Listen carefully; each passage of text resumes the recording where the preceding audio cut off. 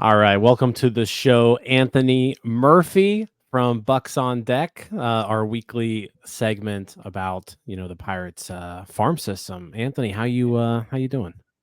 I'm doing pretty good, man. Doing pretty good. It was actually a fairly good week, I guess, if you want to look at it in the system for the most part. Altoona even won a game. Yeah, 15 game losing streak done. Like things only up can only go up from here. Yeah, you win one more game, and that's called a winning streak. Exactly, Yeah. exactly. All right, so like I said, welcome aboard. We've got a new thing we're gonna try out today. We're gonna basically talk about two hitters, two pitchers throughout the organization. Kind of recap how they did this week, how they're doing this season. So, what do you got for us, Murphy? How are the prospects looking? All right, so we'll start on the pitching side since I'm the pitching guy, and we'll go with Bubba Chandler as the first guy on here. What is it? He started Tuesday. What? I mean, he's been good. Most of the numbers have been good for him. It's still been, he struggled with the control command. He had that one start where he didn't make it out of the first inning, but he made his first was it multi appearance uh of a week. He pitched Tuesday and Sunday. Sunday he came out of the bullpen, which I know some people kind of caught some people's attention and stuff like that. I think Altoona had been running with like a 6-man rotation for a couple weeks just because like rain delays and postpones, and so it looks like they're trying to get back on track. So they had Okay. Bubba come out of the bullpen for 3 innings. He picked up his first pro save. Um, so overall in the week against Harrisburg, and Harrisburg has a pretty good lineup down there. He pitched total 7 1/3, only gave up 1 earned run and struck out 9. Only gave up 4 hits, 2 walks, which I think that's the big key with him is keeping everything in the zone, because when he's stays in the zone, like that fastball is almost unhittable at times. So I Yeah, think I that's saw him get up to like 98. They said like something he was getting up to 98 a couple times up there. So good to Yeah, see it's kind of interesting thing. too. He did this against Harrisburg, and you mentioned like that lineup is really good. His Yeah, best start of the season up to this point was against Harrisburg, also. he's done really well because like his one start last year in Double A was against Harrisburg too. So like, and that was, they had James Wood there at the time too.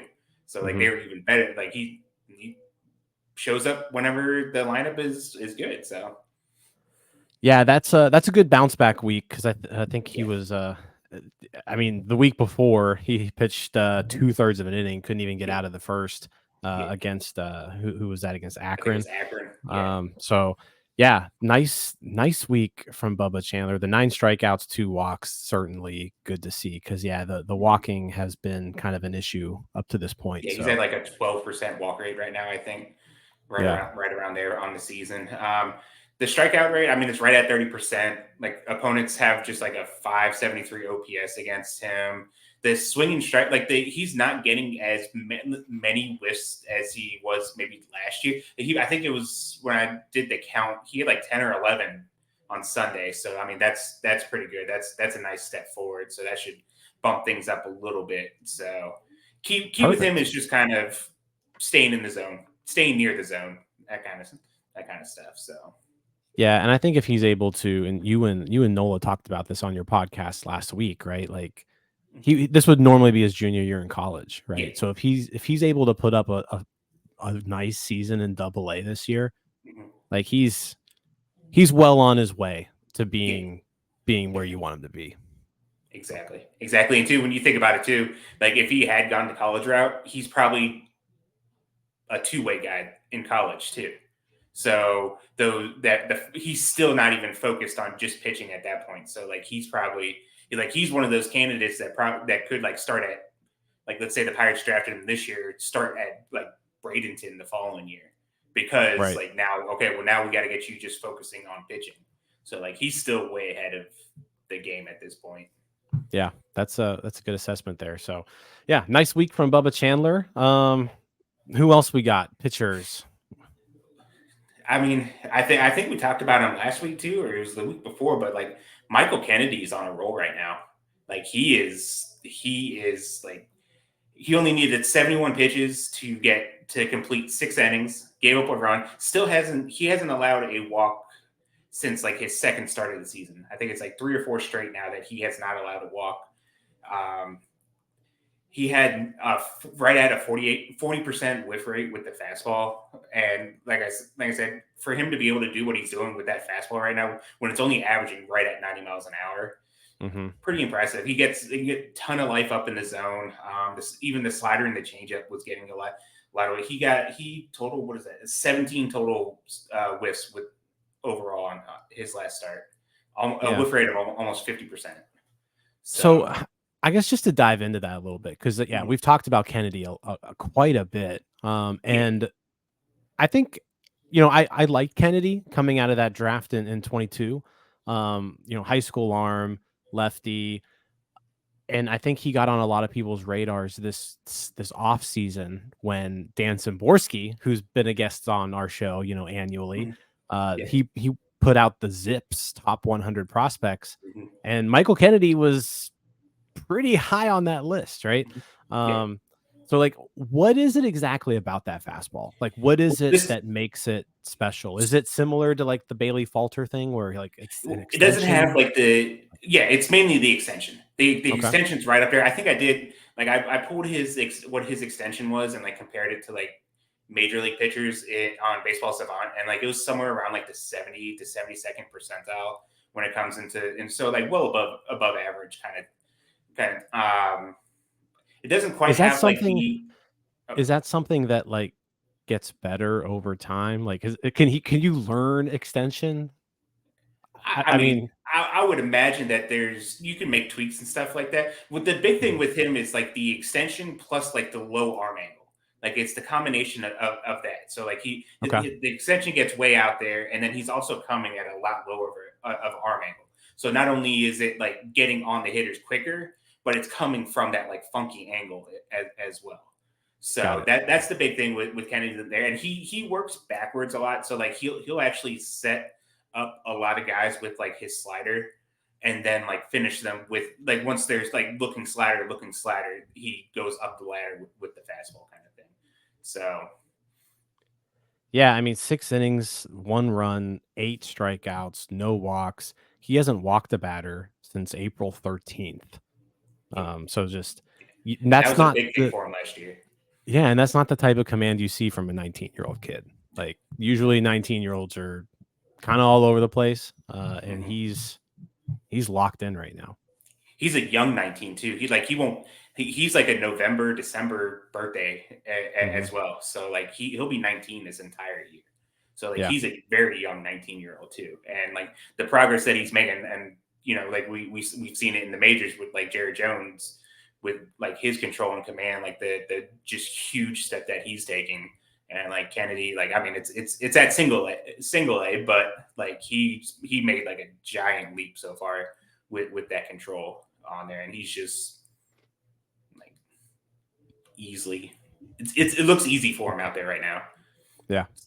Oh, that's good to see. $1 million signing bonus Mhm. out of high school, 2022 fourth round pick. Um, yeah, the pitching really top to bottom is looking really good kind of Yeah. throughout the Mhm. system. I think they all had a really good week this week.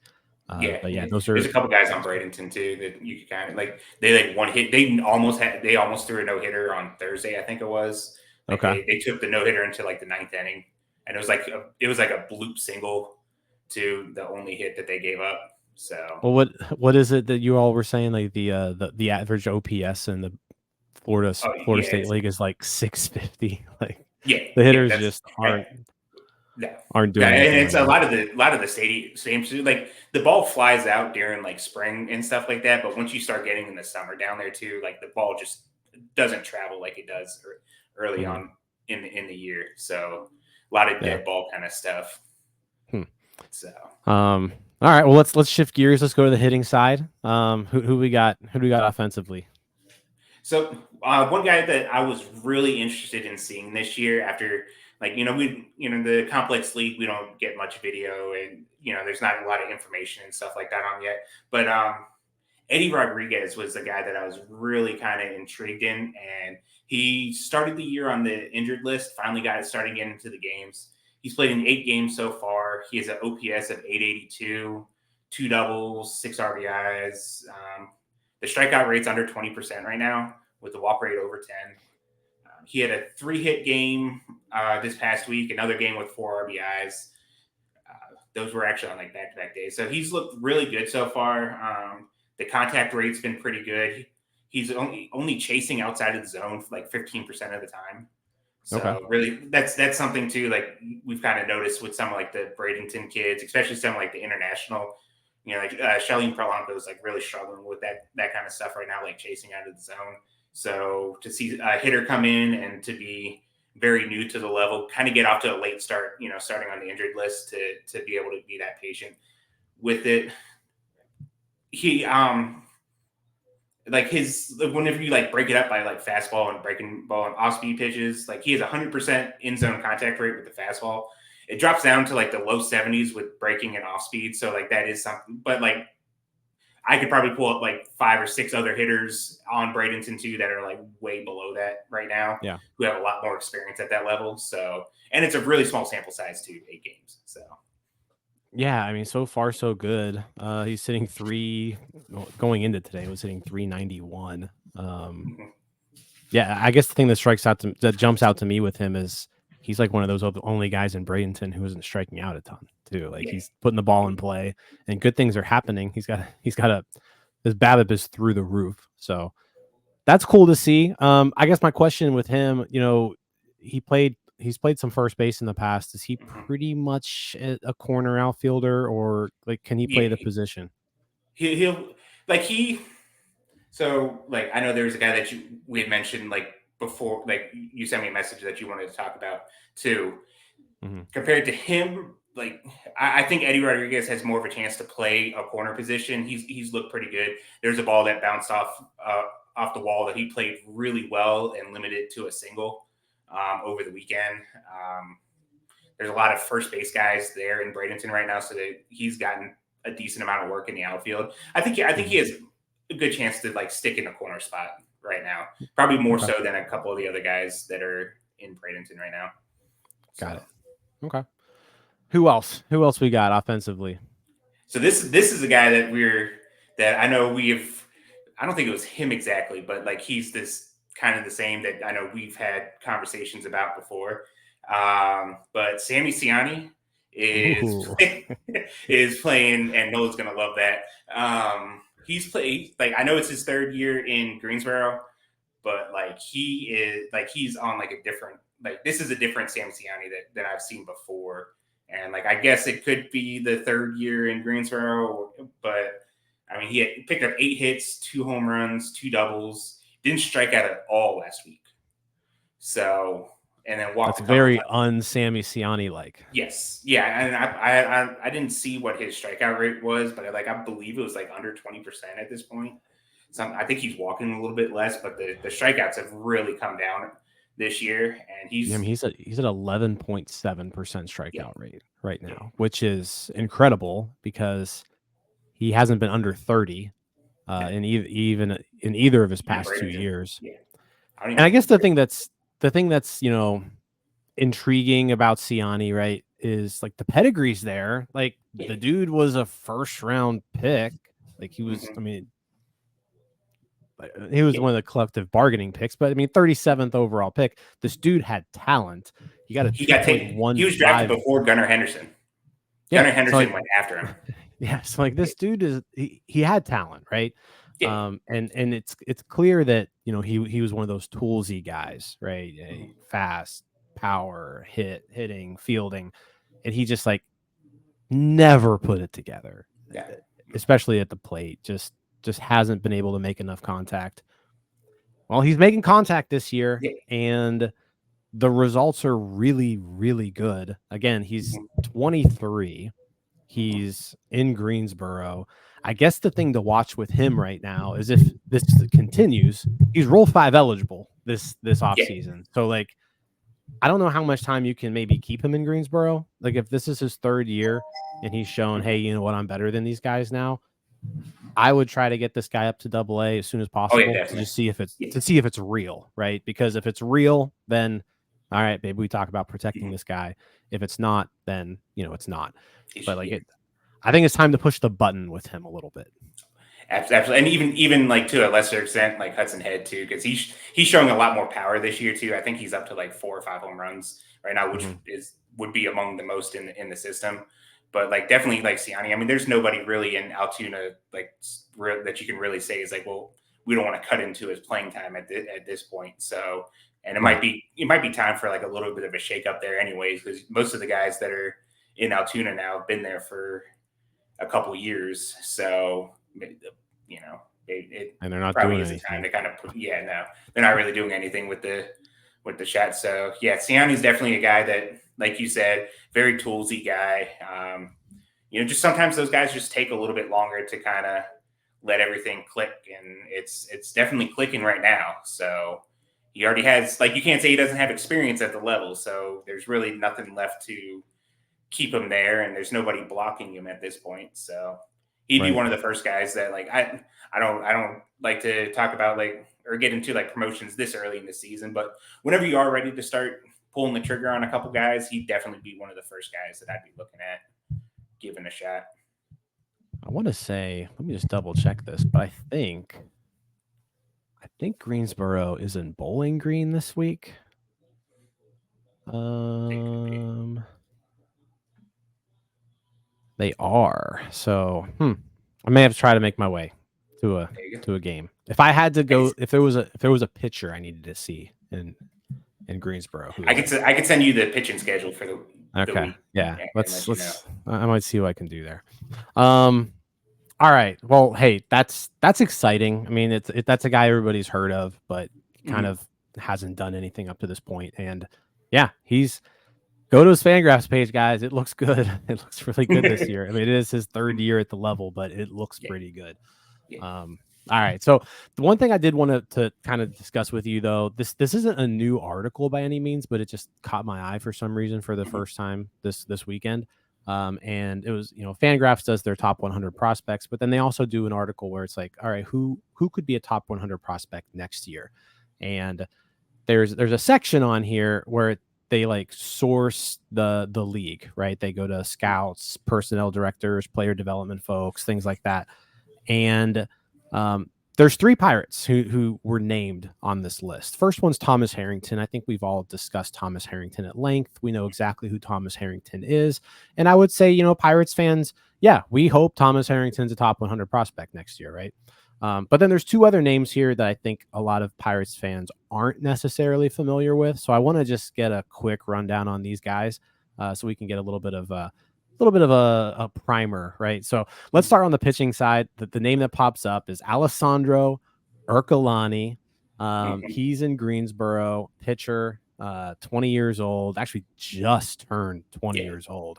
So Mhm. talk to us about Alessandro Urcolani. I know on over on the site, that's one of the guys that we talk about a lot. That's a guy that like we're really high on. Like you said, he's just turned 20, so he started the year last year at like 18. So really young. They've we when we actually talked about it, we were actually kind of planning on maybe him starting the year in Bradenton again, just to kind of get things going. He did miss like the last half of the season to an injury. I think most fans, if they've heard of him, it was probably because like the Arizona Fall League. He went to the Arizona Fall League last year. Didn't really go well for him there. I think he walked like 11 people in like 3 innings or something like that. Yeah. Has control issues, doesn't have control issues to that extent. So that was a little outlier with it. One thing that I would say like that when Baseball America, they're doing all their content for the Arizona Fall League. I guess they have like their own Stuff Plus metric that they use, and his cutter actually graded out as one of the better pitches of any um, that was heading to the Fall League. So has a really good cutter, fastball. He can get up into the upper 90s. He's still kind of working on maintaining it a little bit deeper into games. Like right now, I would probably project him more as like a reliever long term. But because of his age, there's still a chance. Like if he can figure a way to like start holding the velocity deeper, then it kind of I think that is probably the key to him unlocking into potentially being like a top 100 guy if he starts holding that velocity deeper into games. He has a good slider to go with it, throws a curveball every now and again, a little bit of a changeup. So he mixes up to like 5 or 6 pitches. But it's really fastball cutter with like the slider mainly right now. Yeah.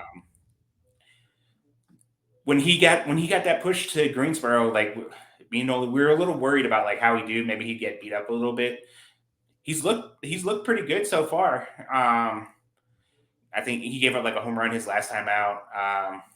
Got hit a little bit around, but for the most part, very solid start to the season. I think the other thing too that's interesting about him, he's from San Marino, Mm-hmm. which is the population could fit inside a PNC Park. Like if he makes a major league debut, you can just give tickets to the entire population and have them come, and there'd still be room for. He'd have to be the first ever person from San Marino to make the majors, absolutely. right? Yeah. Like he's got to be the first like pro ball San Marinan or whatever. I don't know what you call him, but like San Marino is basically a village in Italy. Mm-hmm. Like that's what it is. So yeah, no, that's pretty neat. And then so Urkelani's the one guy, and then the second player they mentioned, Esmerlin Valdez, who I don't know anything about. He was another guy that, like, along with Eddie Rodriguez, that I was really interested in seeing.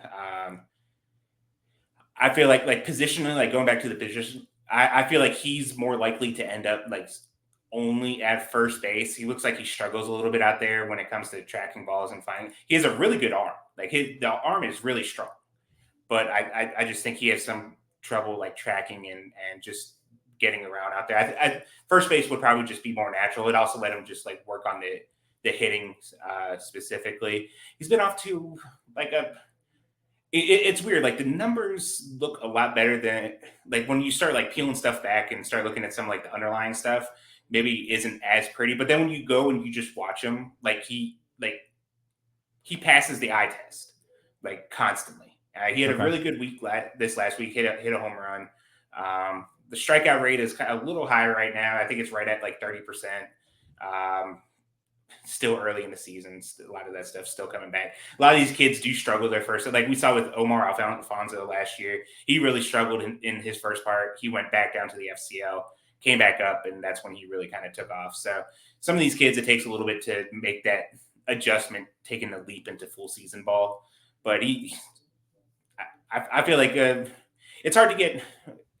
We've seen what happens to a lot of kids once they hit like Altoona. So like, I try to be like cautious now when it comes to like the lower level guys. But he's one of the guys I'm most excited about in the lower levels as far as hitters. Awesome. Well, yeah, I mean, definitely someone to look at, especially with the way the first base position is just shaping up in general. Like, doesn't seem like there's really anyone on deck for the Pirates. So the fact that there's like someone who exists in the system who plays first base who's excelling right now is nice to see. But no, thanks for hopping on here. When this airs, we're recording this Sunday night. When this airs, you're going to be on a plane to Bradenton. So absolutely. So safe travels. Enjoy your time there. Complex League games, Bradenton Marauders games, all on the schedule for you? All nothing but a lot of baseball. I am not a person that does good out in the heat, but we're going to make it work, I guess. Make sure you go to the beach at least once. All right. Like it's probably really nice down there. You'll find me even less at a beach. Like I don't do beaches either. So May, I'll bet the water on Anna Marie Island in May is just gorgeous. I mean, I may have to make an exception, so we'll see. You'll have to make an exception. All right. Well, hey, appreciate you. Thanks for coming on. Again, safe travels. Enjoy your week in Bradenton. All right, man, I appreciate it. All right. Also, Bucs On Deck. Make sure you're subscribed to the Substack. Make sure you subscribe to the podcast. Really good prospect podcast comes out on Tuesdays. And then follow him on Twitter, _Murphy 88. 88. Yep. Yeah, there we go. All right. Appreciate you. No problem, man. Thanks for having me. See ya.